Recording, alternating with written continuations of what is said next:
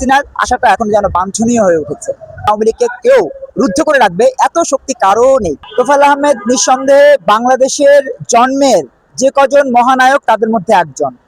বাংলাদেশের জন্মের মহানায়ক, অর্থাৎ বাংলাদেশকে যারা জন্ম দিয়েছেন, যারা রক্ত দিয়েছেন, শ্রম দিয়েছেন, মেধা দিয়েছেন, নিঃসন্দেহে তাদের মধ্যে অন্যতম বঙ্গবন্ধু শেখ মুজিবুর রহমান। যে বঙ্গবন্ধু আমরা তাকে বলি, সে বঙ্গবন্ধু উপাধি দেওয়ার পেছনেও এই তোফায়েল আহমেদের অবদান অনস্বীকার্য। সেই তোফায়েল আহমেদ যখন আইসিইউতে, তাকে ওয়ারেন্টের আসামি করা হয়েছে, তার বিরুদ্ধে ওয়ারেন্ট জারি করা হয়েছে, এটি নিঃসন্দেহে আইনের বিচারের অপব্যবহার করা হয়েছে। আমরা মনে করি তারেক রহমানের সরকার এই বিষয়গুলো বিবেচনায় নেবে এবং আগামীতে আওয়ামী লীগের বিরুদ্ধে কোনো ধরনের নোংরা পদক্ষেপ নেবে না। তোফায়েল আহমেদের বিরুদ্ধে যে অবস্থান নেওয়া হচ্ছে, সেই অবস্থান আগামীতে যেন কোনো নেতার বিরুদ্ধে, আওয়ামী লীগের কোনো নেতার বিরুদ্ধে এইভাবে অবস্থান না নেওয়া হয়। কারণ তারা মুক্তিযুদ্ধের অতন্দ্র প্রহরী ছিলেন, তাদের কারণেই আজকে বাংলাদেশ, তাদের কারণেই সেই বাংলাদেশের প্রধানমন্ত্রী হতে পেরেছেন তারেক রহমান। অতএব এই বিষয়গুলো বিবেচনায় রাখতেই হবে। লীগের আমলে এভাবে বিএনপির নেতাকর্মী কেউ মারা গেলে এরকম বাধা দেওয়া হয়েছে, এরকম কোনো নজির নাই। বিশেষ করে তারা তাদের স্লোগান দিবে, সেখানে বাধাগ্রস্ত হবে, এরকম কোনো নজির কেউ দেখাতে পারবে না। কিন্তু আমরা দেখলাম জয় বাংলা, যেই জয় বাংলা স্লোগান জিয়াউর রহমান নিজেও দিয়েছেন, যেই জয় বাংলা স্লোগান বাংলাদেশের মুক্তিযুদ্ধের স্লোগান, এটা কিন্তু জয় বাংলা আওয়ামী লীগের স্লোগান না। জয় বাংলা দল মত নির্বিশেষে সবার স্লোগান, যারা বাংলাদেশকে ধারণ করে তাদের সবার স্লোগান। আমরা দলীয়ভাবে এক একজন এক একটা দলীয় মতাদর্শের স্লোগান দিতেই পারি, কিন্তু জয় বাংলা স্লোগান নিঃসন্দেহে এটি বাংলাদেশের আপামর জনসাধারণ স্লোগান।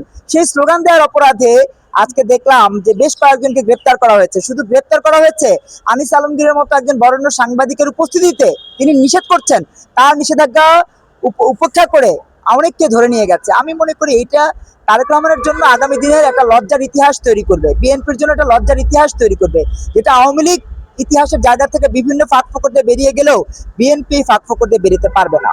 আওয়ামী লীগের বিষয়ে কি বলবো, আমি যেহেতু নতুন ধারা বাংলাদেশ এনডিপি আলাদা রাজনৈতিক প্ল্যাটফর্ম, তবে অনুমান করছি যে আওয়ামী লীগ তাদের সাংগঠনিক কাঠামো বিল্ড আপ করছে।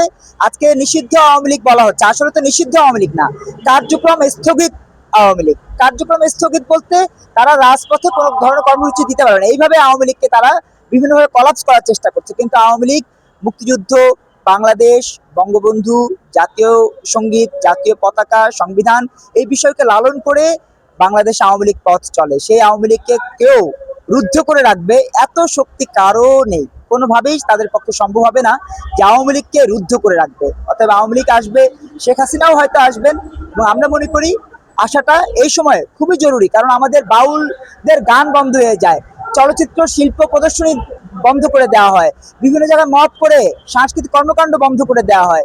এরই পরিপ্রেক্ষিতে আমি মনে করি আওয়ামী লীগই বাংলাদেশের ধর্ম, মানবতা, সমাজ, সংস্কৃতি, সভ্যতার অতন্দ্র প্রহরীর রাজনৈতিক প্ল্যাটফর্ম। সেই রাজনৈতিক প্ল্যাটফর্মে অবশ্যই সবার বিভিন্নভাবে সম্পৃক্ততা থাকবে, সম্পৃক্ত থাকা উচিত, এবং শেখ হাসিনার আশাটা এখন যেন বাঞ্ছনীয় হয়ে উঠেছে।